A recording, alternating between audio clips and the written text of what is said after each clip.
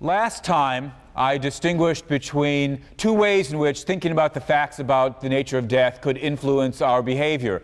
On the one hand, it could give us reasons to behave or respond differently, and on the other hand, it could merely cause us to behave differently. Insofar as it just happens to be some fact about human psychology that we behave this way or that way, perhaps the appropriate way to deal with the facts of death would be to simply disregard them. I'm inclined to believe, however, that there are ways in which thinking about the facts would not merely cause us to behave one way rather than another, but give us reason to behave one way rather than another. And that's the question that I want to then explore from here on out. In what circumstances or in what ways should we behave one way rather than another? So I'm not merely going to draw on facts about how, as it happens, we behave. I mean, it could be that if you dwelled upon the facts about death, you would scream interminably until the moment you died, taking a tip from Tolstoy. But that doesn't itself show that that's an appropriate response. That might just be a mere causal fact about how we're built. The question I want to ask is, how is it appropriate? In what ways is there reason to react one way rather than another? Now, as I say, the thought seems very compelling for most of us that there are ways in which it makes sense for the facts about death to influence how we live, what our attitudes are, what our emotions are. Kafka, for example, said, the meaning of life is the fact that it ends. Nice little cryptic saying, as is typical of Kafka, but the suggestion, I suppose, is a fairly common one, that it's something deep about how we should live, that we're going to die, that our life will come to an end. And the question we want to then explore is, how should recognizing the fact that we're going to die influence how we live? How should we respond to that fact? Now, actually, the very first kind of behavior, quote-unquote behavior, that I want us to think about perhaps isn't, strictly speaking, a form of behavior at all. I rather have in mind our emotional response, because indeed one of the most common reactions to death, I suppose, is fear of death. Indeed, fear may in many cases be too weak a term, an extremely strong form of fear. Terror of death is, I suppose, a very common emotional response to death. And what I want to do next is have us ask ourselves, well, is fear of death an a rationally appropriate response? Now, the crucial word here is appropriate, right? That I don't want to deny at all what I take to be the empirical fact that many people are afraid of death. I mean, how common a reaction that is and how strong the fear is, I suppose that would be something for psychologists or sociologists to study. And I'm not interested in that question. I take it that fear of death is very common. I want to know, is fear of death an appropriate, a reasonable emotion? Now, in raising that question, I'm obviously presupposing the larger philosophical thesis that it makes sense to talk about emotions as being appropriate or inappropriate. We can ask not only what emotions does somebody have, but we can also ask, what emotions should they have? Now, this point perhaps isn't an obvious one, so maybe it's worth dwelling on for a moment or two before we turn to fear of death per se. What's another example of an emotion that's got some appropriateness conditions? So in a moment I'll turn to asking, what are the conditions under which it's appropriate to be afraid of something? But to make the more general point, let's take something like pride. Pride's an emotion. Under what conditions does it make sense to be proud of something? Well, I suppose at least two conditions jump out. First of all, the thing that you're proud of has to be some kind of accomplishment. I mean, if you were to say to me right now, I'm really proud of the fact that I'm breathing, I'd look at you in a sort of, non-comprehending fashion, because it doesn't seem to me that breathing is difficult in any way. It doesn't count as an accomplishment. And as such, I can't understand how or why you would be proud of the fact that you're breathing. Maybe if you suffered from asthma and you had gone through excruciating physical therapy in order to learn how to use your lungs after some accident or something, maybe if we told a story like that, we could see how breathing naturally and normally would be an accomplishment, something to be proud of. But for all of us, I presume, it's not an accomplishment, hence it's not something that it's appropriate to be proud of. Even if we've got an accomplishment, that may not be enough. For something to be something that makes sense for you to be proud of it, it's got to be in some way an accomplishment that reflects well on you. Now, the most straightforward cases are cases where it's your accomplishment. And the reason that pride makes sense is because you're the one who did this difficult thing. So, you got an A on your philosophy paper and you tell me that you're proud, and I understand that. Getting an A on a philosophy paper is an accomplishment, and if you wrote the paper, then I understand why you're proud. Of course, if what you did was go on the internet and go to one of those sites where you pay money and somebody else writes an A paper for you, well, I understand why maybe they should be proud that they've written a great philosophy paper, but I don't see how this reflects especially positively upon you. So again, there's a kind of appropriateness condition for pride where the object or the event or the activity that you're proud of or the feature has to somehow reflect on you. Now, that's not to say that it's got to be your accomplishment, at least not in any straightforward, narrow sense. Makes sense, for example, to be proud of your children's accomplishments because there's the right kind of connection between you and your children. So in some sense, it's connected to you. And we can have cases where we wonder about whether or not the connection is tight enough or what exactly the nature of the connection has to be. Perhaps as an American, you took pride when the Americans win some event at the Olympics or the Tour de France or what have you. And you say to yourself, well, look, I didn't ride the bicycle, but for all that, I'm an American, and an American won, I'm proud. And that makes sense. We can understand how you think the connection there is tight enough. On the other hand, if you say, look, the Germans won the event in the Olympics, and I'm really proud. And I ask, well, are you yourself German? Do you have German heritage? Did you contribute to the German Olympic support team or something? If none of that's true, then again, the appropriateness condition doesn't seem to be satisfied. It doesn't make sense to be proud. All right, look, we could spend more time worrying about the conditions under which it makes sense to feel pride. But of course, that's not really my purpose here. My purpose of bringing that in was just to try to make good on the thought that emotions do have requirements. Not necessarily requirements for what you have to have in place in order to feel the emotion. It's a harder question whether all these things need to be in place in order to feel the emotion, but at least these things need to be in place in order for it to make sense for you to have the emotion, in order for it to be rational or reasonable to feel the emotion, in order for that emotional response to be an appropriate response to your circumstances or situation. So let's ask ourselves then, what are the appropriateness conditions for fear? Because armed with that set of conditions, we'll then be able to go on and ask, is it appropriate to feel fear of death? Now, three conditions come to mind when I think about this question, when I've thought about this question over the years. First is this, and I suppose this first one's going to be fairly uncontroversial. In order to be afraid of something, even though I slipped into talking about what you need to have in order to feel fear, what I really mean is in order for it to make sense to feel fear, the thing that you're afraid of has to be bad. Right? If somebody were to say to me, I'm afraid that after class somebody's going to give me an ice cream cone, again, I'd look at them in sort of non-comprehension. I'd say, why are you afraid of that? How could it make any sense to be afraid? And again, it's not that somebody couldn't give you an answer. They say, oh, I'm trying to lose weight, but I'm so weak, and if they give me an ice cream cone, then I'll just eat it, and that'll ruin my diet for the week. Well, then I'd understand from that point of view, an ice cream cone is a bad thing.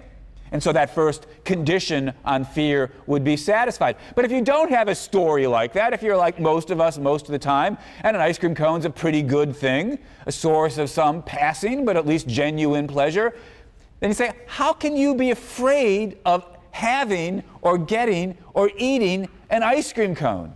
Doesn't make sense. To be afraid of something, it's got to be bad. It's one of the reasons why we sometimes look sort of askance at people who have various kinds of phobias, fear of spiders or fear of dust or what have you, fear of bunnies, and you think, how does this make any sense? It's this cute little bunny, right? It's not dangerous. And maybe there are poisonous spiders, but most of the spiders we run across here in Connecticut are not poisonous. Fear of spiders doesn't seem appropriate. It's not that people can't have this kind of emotional reaction. It's that it doesn't make sense. Maybe it's another matter if you live in Australia, right, where there's poisonous snakes and spiders and other insects every place. All right, so condition number one, fear requires something bad as the object of your fear. I can fear getting a migraine if I'm subject to migraines. I can't fear the pleasure of looking at a beautiful sunset. That's condition number one. Bad object, something harmful. Condition number two is there's got to be a non-negligible chance of the bad state of affairs happening, of the bad object coming to you. It's not enough that it's a logical possibility for fear to be a reasonable reaction. Look, there's nothing logically inconsistent or logically incoherent about the possibility that I will face my death by being ripped to pieces by Siberian tigers. It's not as though that's an inconsistent state of affairs. It's certainly logically possible, but it's so unlikely, it's so negligibly small a chance that if anybody here is afraid that they'll be ripped to pieces by tigers, then I can only say the fear doesn't make any sense. It's not appropriate. Again, we can tell special stories where that might be different. Suppose you tell me that, when you're not a student or your work-study program, what you do is you work as an animal trainer. Or you're planning to work in the circus where you'll be training tigers. Then I'll say, all right, now I suppose there's a non-negligible chance you'll be mauled and killed by tigers. I understand it. But for the rest of us, I suppose, the chance of being killed by tigers is, well, it's not literally zero, but it's close to zero. It's negligible. And so fear of being eaten by tigers or mauled to death by tigers doesn't make any sense.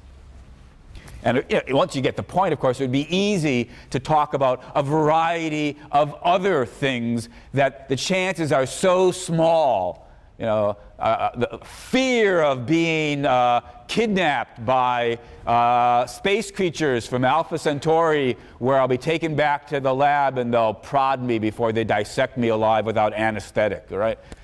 Yeah, I suppose there's some possibility of that. It's not logically impossible, but again, it's so vanishingly small a chance that anybody who actually is afraid of that, the appropriate thing for us to say is that their fear is not appropriate. All right, so you need to have a chance of the bad thing, and it's got to be a large enough chance. And I suppose, again, there would be room for us to argue about how large a chance is large enough, but when you have sort of vanishingly small chances, then the fear doesn't make any sense. That's condition number two. Condition number three, I think, is somewhat more controversial, but for all that, it still seems correct to me, and that's this. We need to have a certain amount of uncertainty in order to have fear be appropriate.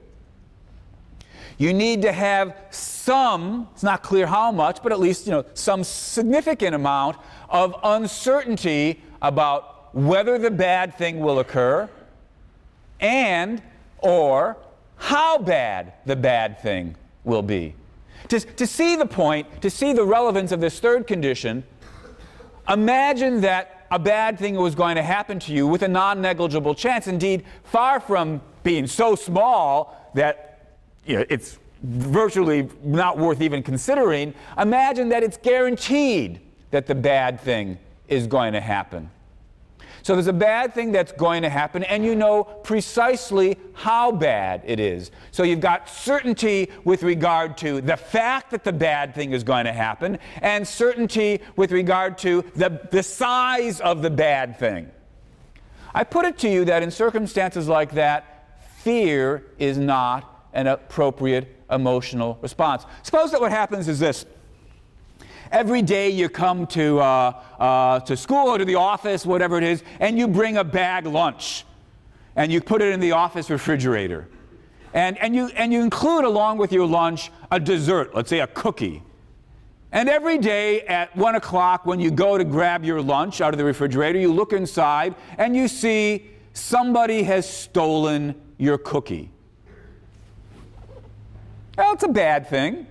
It's not the worst thing in the world, but it's a bad thing to have somebody steal your cookie. And furthermore, this is more than a negligible chance. So we've got condition 1, condition 2 in place. Bad thing and a non-negligible chance of it happening.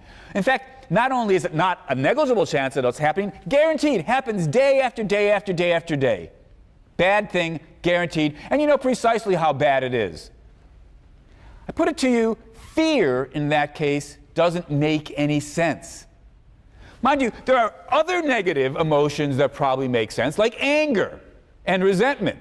Who does this thief, whoever it is, think that he or she is to be stealing your cookie? They don't have the right to do that. You can be angry.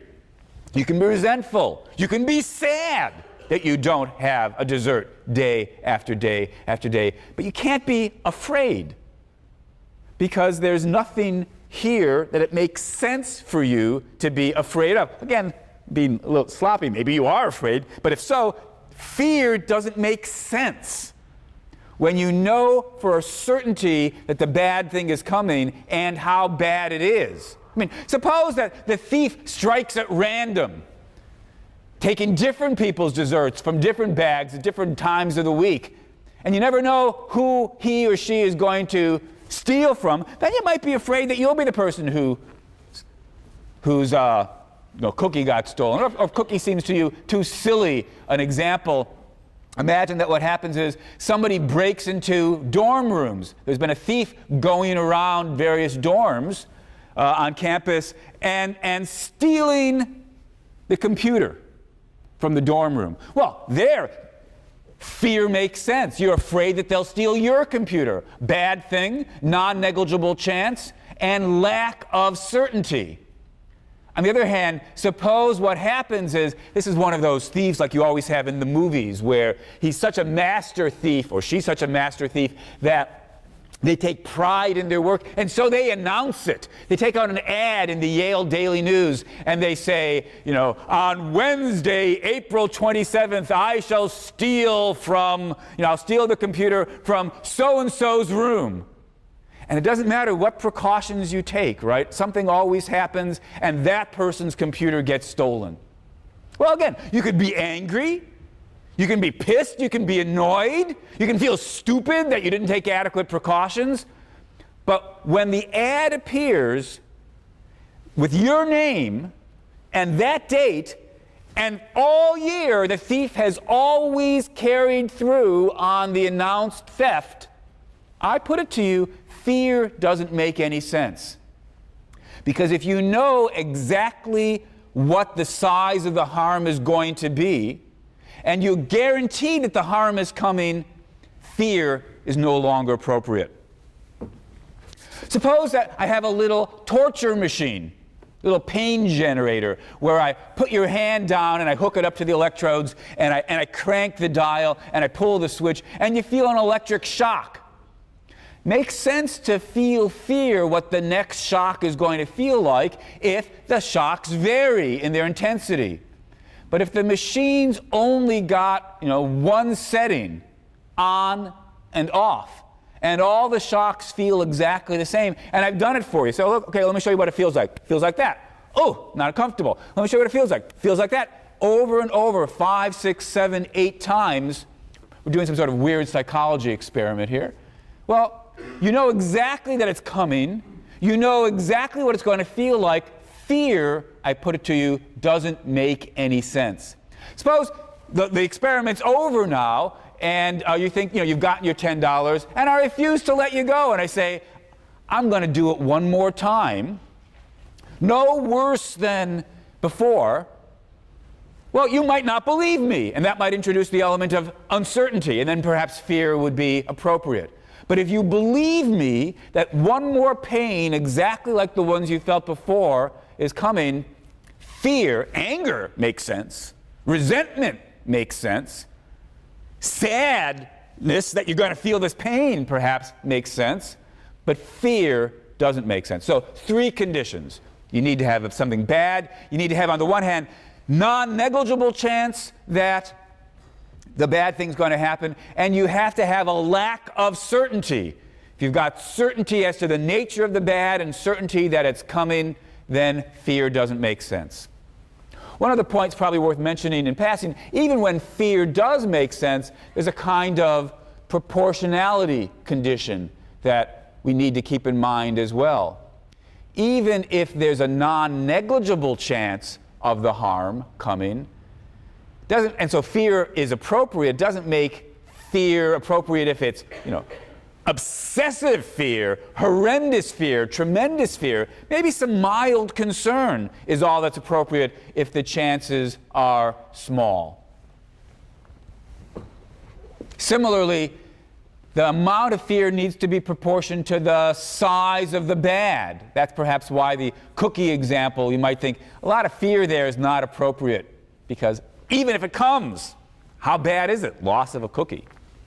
All right, so there are some conditions that need to be met before fear is appropriate at all. And on the other hand, even when fear is appropriate, there's still legitimate to ask how much fear is appropriate. So armed with all of this, let's now turn to the question, is fear of death appropriate? And if so, how much? And immediately we see we need to draw some distinctions. Well, what are we supposedly being afraid of when we are afraid of death? And 2 or perhaps 3 things need to be distinguished. Well, the first thing you might worry about is the process of dying.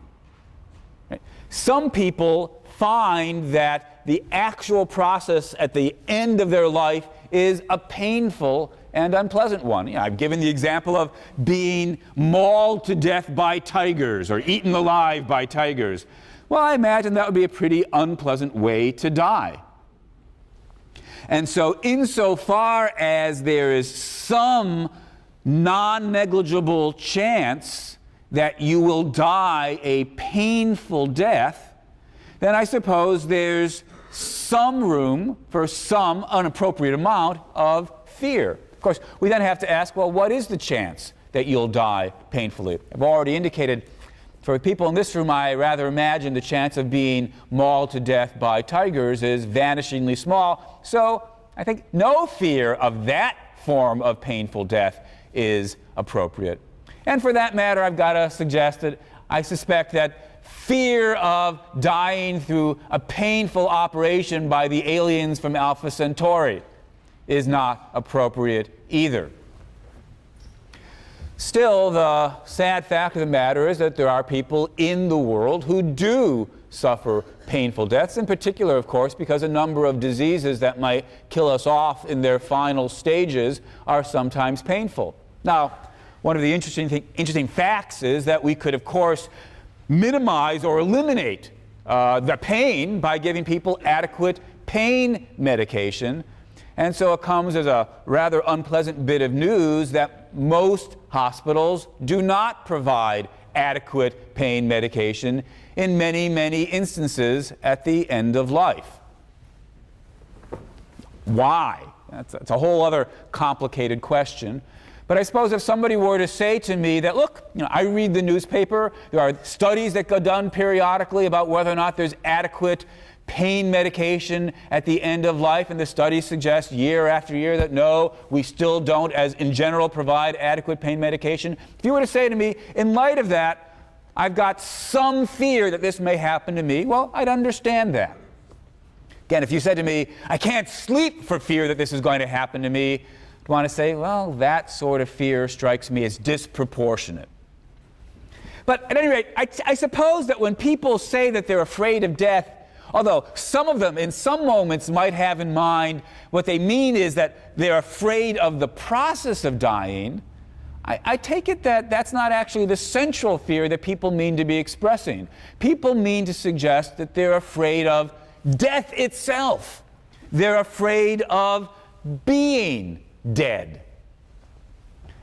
And with regard to that, I want to suggest I don't actually think the relevant conditions are satisfied. Look, let's think about what they were again. There was, a certain amount of uncertainty. Well, of course, with regard to being dead, there's no uncertainty at all. You're guaranteed that you're going to die. And indeed, condition number one, that the bad thing, for fear to make sense, the object of my fear has to be a bad thing. Well, ask ourselves, is being dead intrinsically a bad thing? Doesn't seem to me that it is. Of course, this all presupposes the positions about the nature of death that I argued for in the first half of the semester.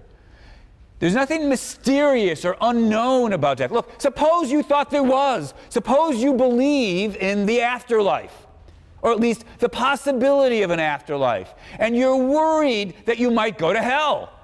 Well, then fear makes some sense. If there's a possibility, non-negligible, in your mind that there'll be a painful experience after you die, not guaranteed. If you're a bad enough sinner so that you're certain you're going to hell, then again, I think condition number 3 isn't satisfied. But if, like most of us, you wouldn't know are you a bad enough sinner or not, and so there's some non-negligible chance of this bad thing without certainty, well, somebody like that who says they're afraid of being dead for fear that they might find themselves in hell, at least I understand that. But on the physicalist picture, where death is the end, where when your body decays there's no experience at all, then it seems to me that the first condition on fear isn't satisfied. Death, the badness of death, after all, according to the deprivation account, is the mere absence of a good. And it seems to me the mere absence of a good is not the right kind of thing to be afraid of. Suppose I give you an ice cream cone, and you like it. You wish you could have a second ice cream cone, but I don't have a second ice cream cone to share with you. So you know that after the first ice cream cone is over, you won't have a second ice cream cone. That's a pity. That's a lack of something good. And now you're telling me, I'm afraid.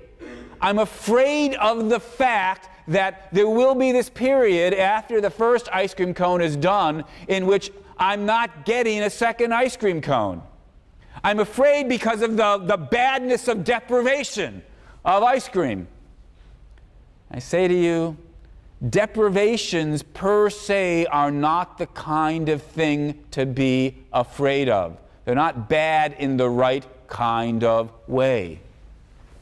So if death is bad only or most centrally insofar as it's a deprivation of the good things in life, there's nothing bad there to be afraid of. Well, that doesn't mean that there isn't anything here in the neighborhood. After all, we have to worry not just about the fact that we're going to die, we have to worry about when we're going to die. We might be certain that death is going to come, but we're not certain that death is going to come, a long time from now as opposed to soon. So perhaps the relevant thing to be afraid of is the possibility that you'll die soon. Consider an analogy. Suppose that you're at a party. It's a great party. You wish you could, stay and stay and stay, but this is taking place back in high school. And what's going to happen is your mother is going to call at a certain point and tell you it's time to go home.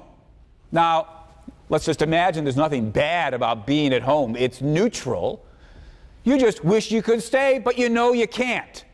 If you know the call is going to come at midnight, guaranteed, then there's nothing to be afraid of. You might resent the fact that your mother's going to call you at midnight, be annoyed at the fact that she won't let you stay out till 1 o'clock like your other friends, but there's nothing to be afraid of. There it's 11 o'clock, and you're saying, I'm terrified at the fact that the call is going to come at midnight. I know it's going to come. Fear there doesn't make sense because it doesn't have the relevant degree of uncertainty. You know exactly what's coming, and you know for a certainty that it's coming. Fear isn't appropriate. Well, suppose instead of what happens is a guarantee that your mother's going to call at midnight, what we've got is your mother's going to call sometime between 11 and 1. Now, some fear makes sense. Most of the time she calls around 12, 12:30. Sometimes she calls at 1 for parties. Occasionally she calls at 11.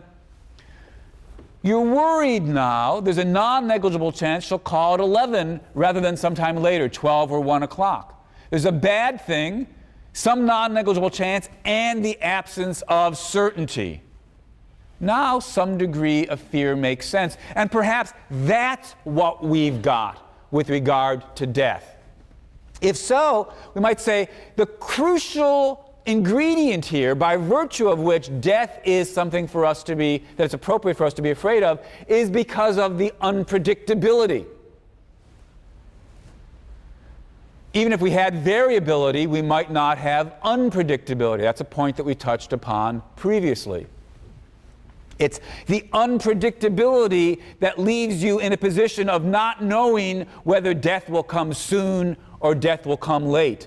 Will you die at 20? Will you die at 50? Will you die at 80? Or will you die at 100? It seems to me that if it weren't for the unpredictability, fear of death wouldn't make any sense at all.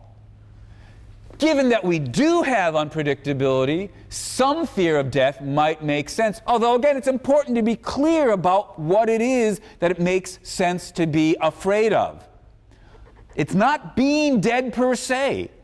I remain of the opinion that being dead per se is not the sort of thing it makes sense to be afraid of once you've concluded that death is the end.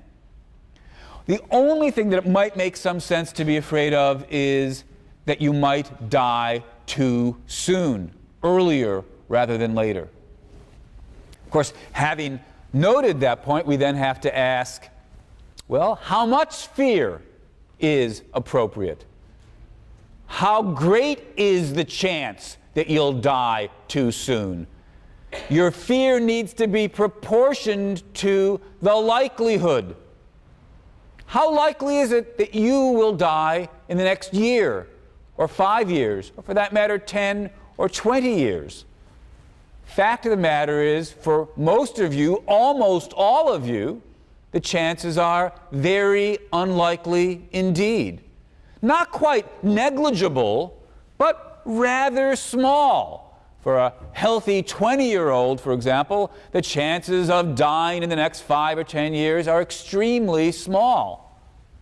In which case, even if some slight fear might be called for, no significant amount of fear seems called for. So if somebody were to say to me, look, the facts about death are so overwhelming that I'm terrified of death, all I can say in response is, not that I don't believe you, but for all that, it seems to me terror of death is not an appropriate response. It doesn't make sense given the facts. Now, having said that, that doesn't mean that there may not be some other emotion some other negative emotion that is appropriate. Fear of death strikes me as, for the most part, overblown. It's widespread, I suppose, but for the most part, inappropriate. But that doesn't mean that, as I've suggested before in working through some of these examples, sometimes anger makes sense. Sometimes resentment makes sense. Sorrow, regret, sadness, that may make sense. So in having argued that for the most part fear of death does not make sense, I haven't yet given us any reason to think that there might not be other emotions, negative emotions, that do make sense. So let's ask, what about some of those other possible emotions?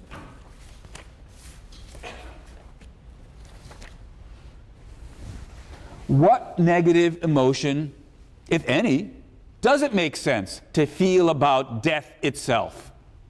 The fact that you're going to die. Well, of course, look, it's also worth bearing in mind, since I've argued that immortality would be bad, the fact that you will die is not actually bad. It's good, because it saves you from the unpleasant aspect of an eternal, dreary, dreadful, immortal existence.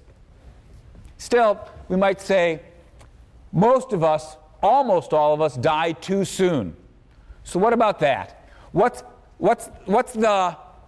die before life has yielded up all the goods that it could have given us.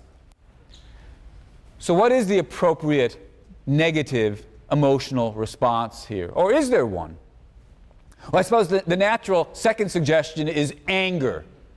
You might say, look, maybe fear isn't right, isn't appropriate, but anger. I mean, I'm angry. I sort of want to shake my fist at the universe and curse the universe for giving me only 50 years or 70 years or 80 years or even 100 years, when the world is such a rich, incredibly fantastic place that it would take thousands of years or longer to exhaust what it has to offer. So isn't anger an appropriate response? And again, I think the answer is not so clear that it is. Because like all the other emotions, anger itself has appropriateness conditions.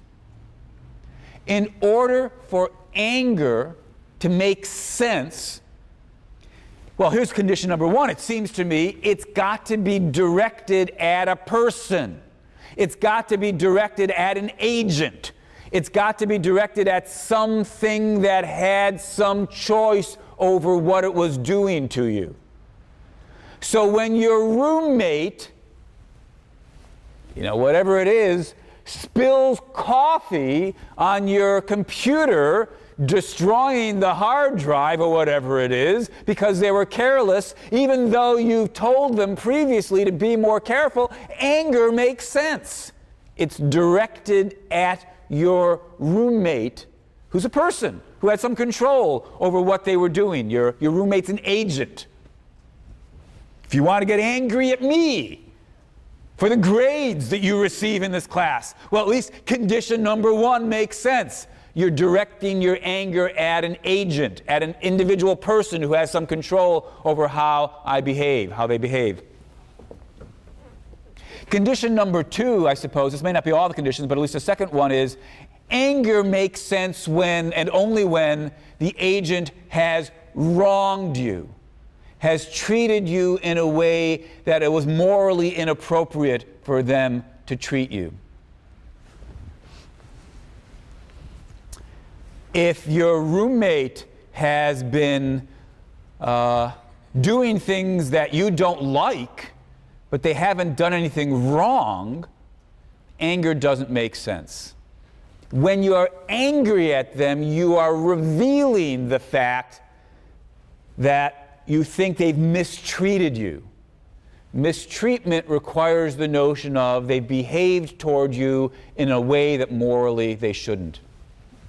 All right, these strike me as two conditions that need to be in place in order for anger to be an appropriate emotional response. Of course, again, we no doubt feel anger in other cases. Although typically, when we're angry at inanimate objects, it's because we've personified them. right? Your paper is due, you're rushing off to class, you're about to print it out, and your computer crashes.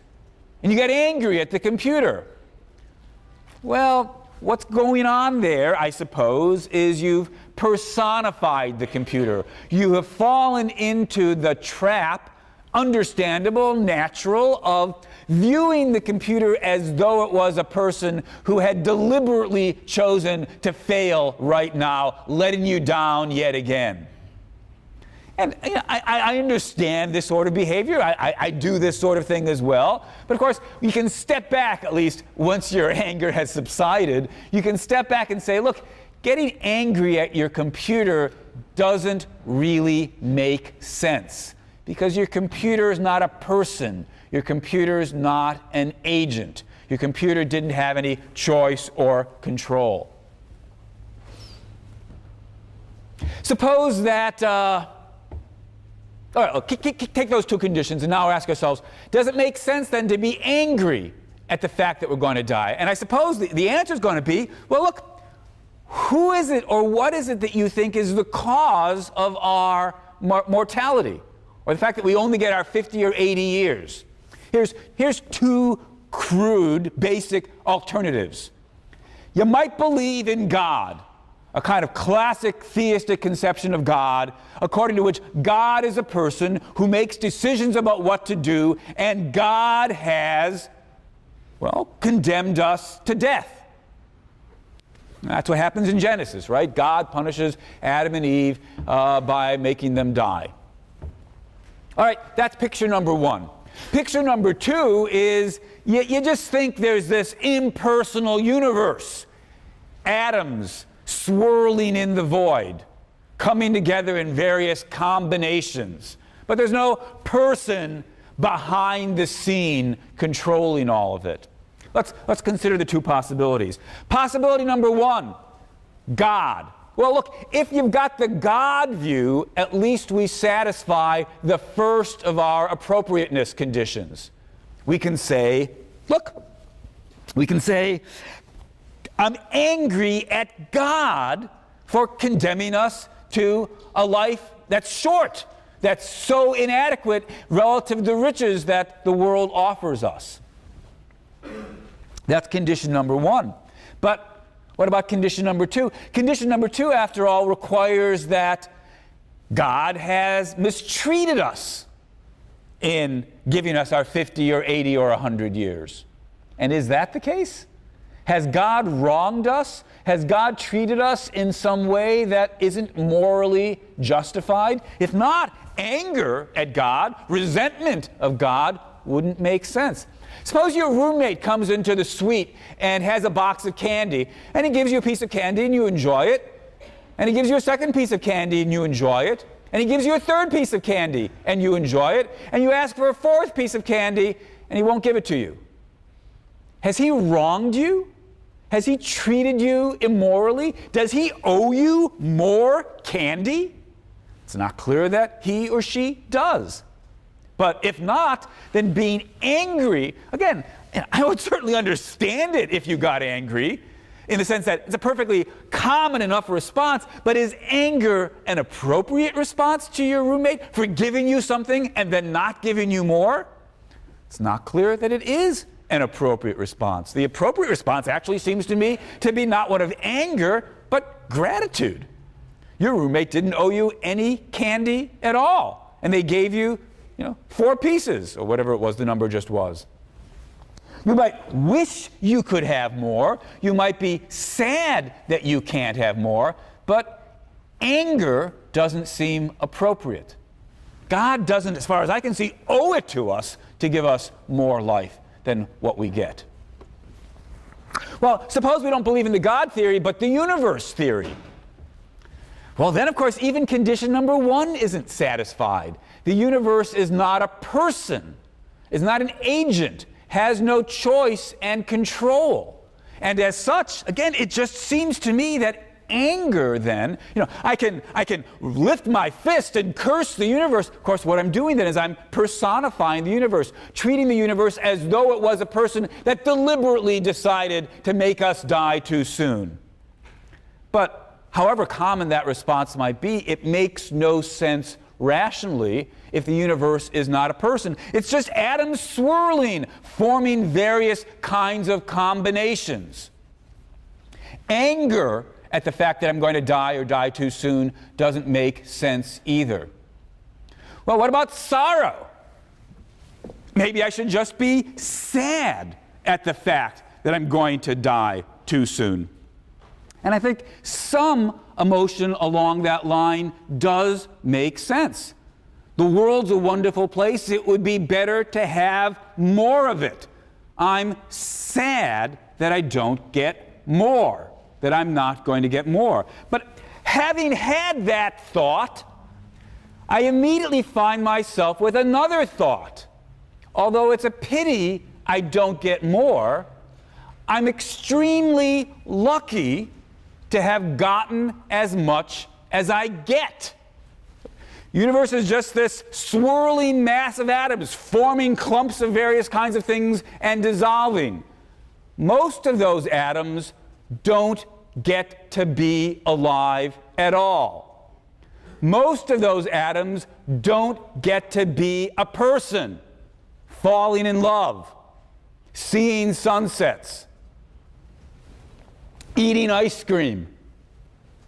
It's extraordinarily lucky of us to be in this select, fortunate few. Let me close then with an expression of this thought. This is from Kurt Vonnegut's book, Cat's Cradle. This is a kind of prayer that one of the characters in the novel says, supposed to say at the deathbed. God made mud. God got lonesome. So God said to some of the mud, "Sit up. See all I've made," said God. "The hills, the sea, the sky, the stars. And I was some of the mud that got to sit up and look around. Lucky me, lucky mud. I, mud, sat up and saw what a nice job God had done. Nice going, God. Nobody but you could have done it, God. I certainly couldn't have. I feel very unimportant compared to you. The only way I can feel the least bit important is to think of all the mud that didn't even get to sit up and look around. I got so much, and most mud got so little. Thank you for the honor. Now mud lies down again and goes to sleep. What memories for mud to have. What interesting other kinds of sitting up mud I met. I loved everything I saw." It seems to me that the right emotional response isn't fear, it isn't anger, it's gratitude that we're able to be alive at all.